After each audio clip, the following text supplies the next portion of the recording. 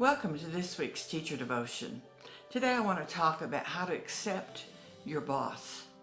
Romans 13:1 says, "Everyone must submit himself to the governing authorities, for there is no authority except which God has established. The authorities that exist have been established by God."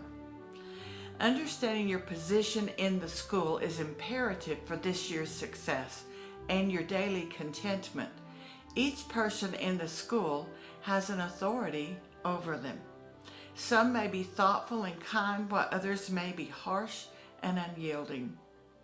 Whatever your situation, you can accept your leaders as God's gifts that He will use to train and develop you into the image of Christ. Often the most uncomfortable settings produce the greatest nuggets of truth in your life for your future. It may be helpful for you to remember that those in authority over you deal with many other projects beside what concerns you. They are working with a larger picture in the school than you are. You're only a very small section of a larger picture. Therefore, misunderstanding or misjudging your authority's decision is very common. Do your students ever misunderstand or misjudge your decision in the classroom? It's because they're dealing with a smaller picture than you are. Teachers who learn to respect and follow their leaders will have greater understanding of their role as an authority. Understanding God's principles of authority is the foundation of building satisfying relationships at school. As a teacher plants seeds of obedience toward their principal, then she will reap seeds of obedience from their students. And students will know if you're not obeying the rules.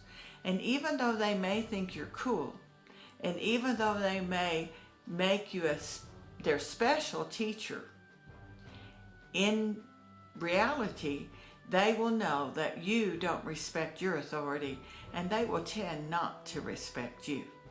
Our prayer for this week is, "Dear God, teach me to respect and obey my authority so that I may in return receive respect and obedience from my students."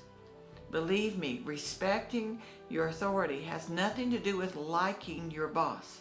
It has to respect the position, not the person.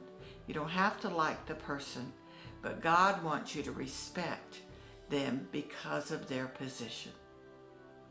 Thank you for being with me this week. I pray this devotion is helpful to you. Spend some time in prayer if you're having trouble with your boss, and begin to glean from what you're learning. Sometimes the negative you're learning from that boss is more valuable to you than the positive that you could be learning if there was no problem. Thank you, and have a great week.